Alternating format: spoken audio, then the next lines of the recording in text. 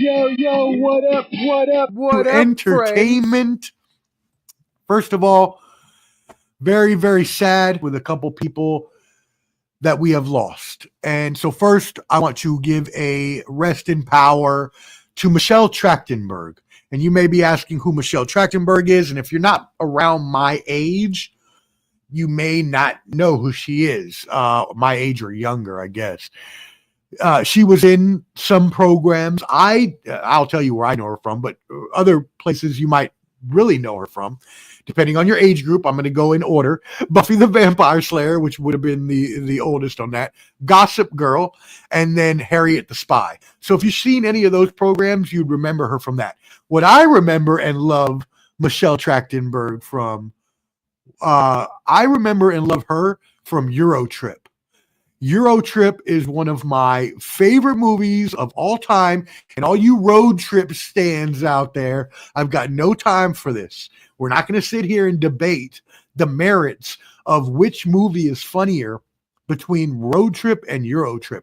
It is hands down Eurotrip, 7 days a week and twice on Sundays, and in very big part due to Michelle Trachtenberg and her acting skills and the way that she did an awesome job in that movie. Hilarious. Eurotrip over Road Trip all damn day. Rest in power, Michelle Trachtenberg. Also, rest in power to multi-Oscar winning actor Gene Hackman. Now, this is a crazy story, y'all. Gene Hackman, 95 years old. His wife, classical pianist Betsy Arakawa, 64 years old, found dead with one of their dogs also dead in the home. What makes this so much weirder, y'all, is they had been there for a while, because they are the coroner, the police, all the people that are there, the emergency personnel. They're saying that they were mummified. That's how long they had been deceased in the house without being found.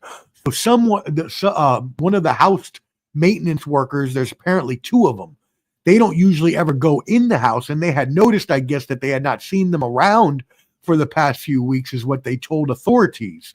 But one of them, and I guess I don't really understand how he didn't see this before, but one of the days, after I guess he hadn't seen him for a couple of weeks, he looks in the window and sees the wife laying on the, or not the wife, Gene Hackman laying near the door.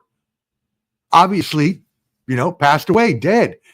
Now, there is no suspicion of foul play, but they found no carbon monoxide or gas leaks, but the official autopsy and toxicology reports are still pending. So we have to wait to see what happens with that first. But this is crazy. First of all, Gene Hackman is one of the most well-known actors of all time. So the fact that he was left alone long enough with his wife and no one was calling, no one was checking on them, nothing like this, that they were able to go until they were mummified.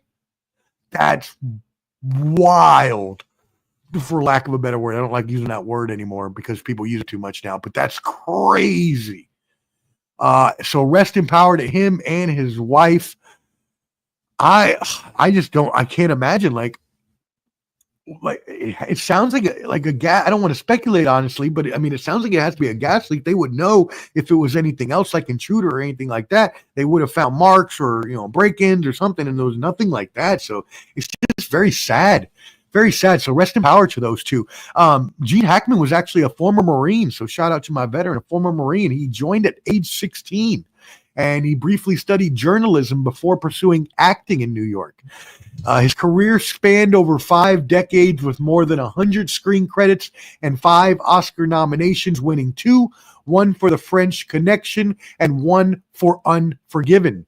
He also won 4 Golden Globes and won the Cecil B. DeMille Award. He had played in a lot of things: Bonnie and Clyde, Superman. If you're a sports fan watching this show, he's famous for being a coach in Hoosiers. So he excelled at playing, the tough guys, sometimes villains, things like that. He also, in his retired time, wrote historical fiction novels. So rest in power again to not only Gene Hackman, but Michelle Trachtenberg. Moving on, talking about Oscars, the Oscars, the Academy Awards, Hollywood's biggest night was this past weekend. And so you're going to ask me, Omar, who took home Best Picture at the Oscars? And I am going to tell you, yes, it was Anora. Filmed in New York City, Anora took home 5 Academy Awards last night. Best Picture, Best Director, Best Actress, Best Editing, and Best Original Screenplay. So, a very big winning spree for them with 5 awards. They were not huge in the box office, though. It only generated $15.5 million here domestically in the United States, $38 million only globally. So not a huge budget, but the Oscars, Academy Awards have been moving more towards the abstract movies, the non-mainstream sort of movies that aren't making a lot of money. Now, obviously, Wicked was in there, but for the ones especially that have been winning, they've been less known movies. That being said, the director for Anora, Sean Baker, did say he really hopes that movies start to come back in movie theaters. Obviously, he said after the pandemic, we lost a lot of the movie theater going. I can tell you myself, I have not been to a movie since COVID. I have not been back to the movie theater since COVID. And that's actually sad because I used to love going to the movies. And it's not for a lack of trying. There's a couple movies I wanted to go see, but then I just decided not to because I just figured it wasn't worth the price. So it's not necessarily anything to do at all with COVID or anything. I just haven't been back since then because of movie choice and or however much it's going to cost just to go see a movie that I can wait because I have all the streaming services anyways. So they come out in a few weeks anyway. So why? Now, if it's like a Star Wars, if a future Star Wars film came out, yeah, I would probably go. That's something you want to see in the theaters. You know what I'm saying? So I can understand if like you like Avengers or you like any of these other superhero movies, you might want to see that in the theaters. I can completely understand that. Seems to be a more fun experience when you have the noise, the adrenaline, the audience, and all of those different things. How about the other big pictures that we're looking at possibly being able to win anything here? You had The Brutalist, which was a historical drama that secured 3 awards, including Best Actor Adrian Brody. But this actually had some drama because they used AI in some of their generation of scenes in their movie to recreate historical scenes. They used AI in some of it. So it was a big fuss in the industry of like, whoa, that shouldn't be allowed. You should be making your movies strictly off of your own talents. But come on now, how long have movies been using CGI? For forever now, since Star Wars back in the 2000s or 99s, right? So like, isn't that the same thing? I get it. You're blurring the lines when you use AI and these sort of things, and it can become a thing where, yeah, maybe you get the leg up on somebody who's not. But I mean, the tools are all available to all of us. I use AI for my business every day. The tools are available to all of us. If you choose not to use it, that's on you, right? Work smarter, not harder, is what I say. Kieran Culkin won Best Supporting Actor for comedy drama A Real Pain, which actually looks good, and I kind of want to check out. Also, Zoe Saldana, won Best Supporting Actress for crime musical. Emilia Perez, which also won Best Original Song. Wicked, the aforementioned Wicked and Dune Part 2, both won 2 awards. But more bad publicity for the aforementioned Emilia Perez movie, which started out very strong, fell out of favor because the star became the center of the old tweets controversy when the old tweets come back to haunt you. Let me just say this, y'all. As a social media, as I teach social media to small business owners, professor of digital marketing, social media, all of the things, I must tell you, you definitely do not want to tweet anything or post anything incriminating or divisive that you are not comfortable with coming back. And if you're comfortable with it, then say whatever the hell you want to say. there's a lot of people out there that, especially on X, that or formerly Twitter, the artist formerly known as Twitter, people speak their mind there all the time and don't give a F. So if you don't care, then by all means, say whatever you want to say and just own up to it. But if you don't want it to come back and later haunt you and you're worried about that, probably not best to post things online that could, and it did. It came back to haunt them, and it took away some of the shine on that movie. So Honora was the big winner here. Moving on, Blue Origin. We're talking Jeff Bezos, the rocket company. You see it right there. They are doing a new flight. It is going to be an all-women's crew the first time. It will be all women. The 11th crew launched.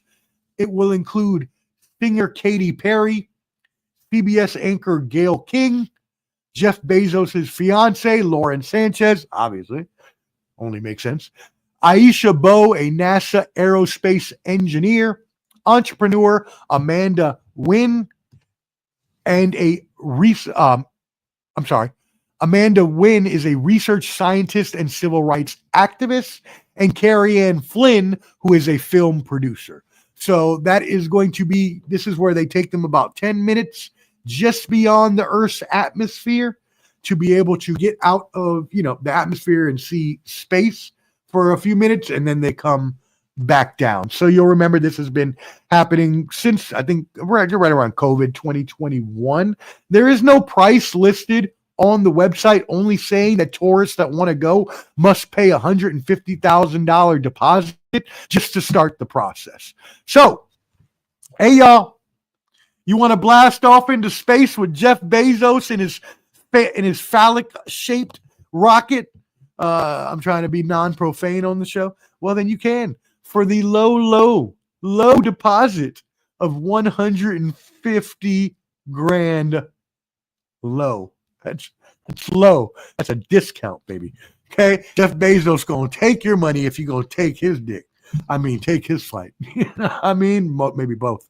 That's what it looked like. Anyways, so, but the high-profile guests, which a lot of these are, and like the NASA astronauts, stuff like that, a lot of them will fly for free.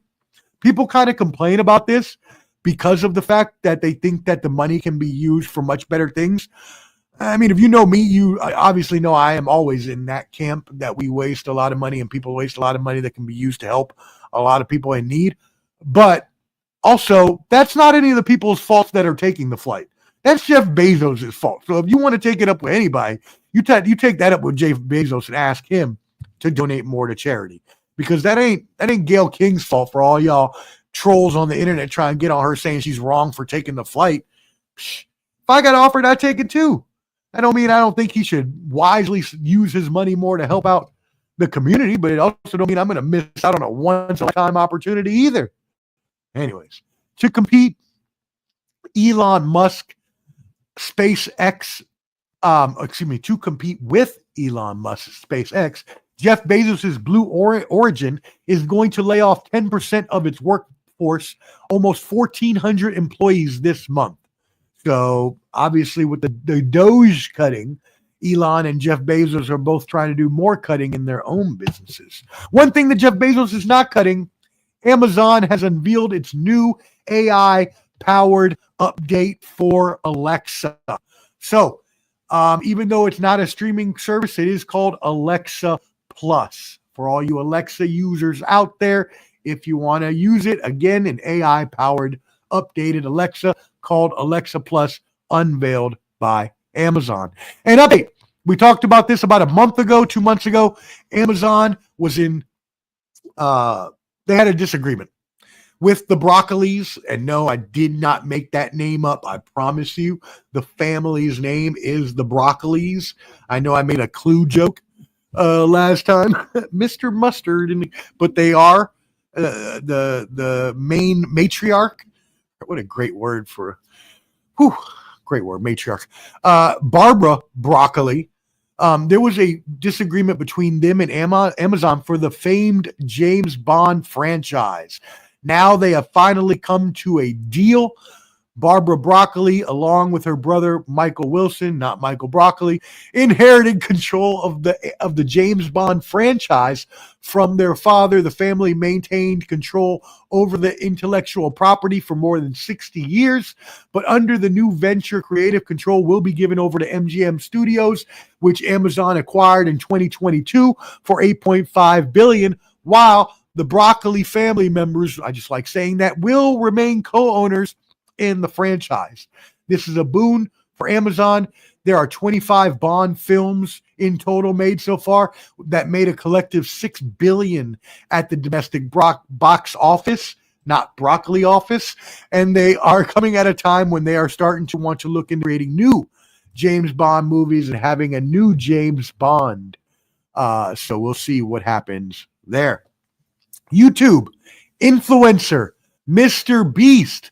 Yes, the biggest YouTube influencer of all time, the one known for doing the crazy stunts, including the real life Squid Games, the one known for, he was even partnering at the NBA All-Star game. We talked about the three-point shooting contest he had. Well, he is planning an investment round, and his company is being possibly valued at $5 billion. He owns things like Feastables, which is a lunch snack pack similar to Lunchables and other things such as candy, and obviously his YouTube channels in plural. Staboozy, a bar song, parenthetically, Tipsy. I'll get to that in just a second. Tops Billboard's Hot Country Songs chart for the 35th week in a row, a record for a single act since the Hot Country Songs chart began in 1958. Now, you're going to say, Omar, why do you have an issue with this? Well, first of all, let's get to two things straight. First of all, is it country music in the sense that it has a country tune? Sure, but it's more pop country. It's more of the other type of country that they have nowadays. So it's not really like traditional country anyway. So the fact that it lasted 35 weeks on the country chart kind of upsets me. But also, what more upsets me about this song is how on earth, what the deuce, how on earth can he take a song? Everybody remembers the song I'm talking about. Everybody in the club getting tipsy. Everybody in the club getting tipsy. This is a straight bite of that. The chorus is the same, just with a little bit added on. Why is this legal? How is this legal? How can you just rip somebody's song off like that? I'm so mad that this song became so famous. Not because it's not catchy, because it's catchy AF, as the kids say, which I've actually never said out my mouth. But now that I hear myself say it, it sounded actually kind of cool. Catchy AF. Yes, it is. But it's a complete bite off of a 2000 rap song called Tipsy, which I completely forgot the artist of. Somebody can help me out there. Somebody help me out in the comments. Who was a rap artist that did Tipsy? Somebody help me out there. I know somebody. It's Jay something. It's not J. Cole. It was Jay something. Not Jay Zone. I love Jay Zone, though. Shout out Jay Zone. What a great hip hop artist. Hold on, I'm going to look up. Jaquan. That's what it was. Jaquan. So, yes. Shout out Morning Wombat. How's it going, brother? Everybody tuning in. Thank you. We appreciate it. Morning Wombat. Very much so. Yes, I appreciate you. Wow, man. That's very humbling. We put in a lot of hard work on here, multiple shows, sports, entertainment, news, a lot of variety. And, I'm happy that you're enjoying the content. If you are enjoying that content and you're on YouTube right now, please, y'all, hit that subscribe button for us as well. Hit that like button. It's free and it'll help us out. Subscribe on YouTube at Ball and Buds for sports and entertainment live streams and videos.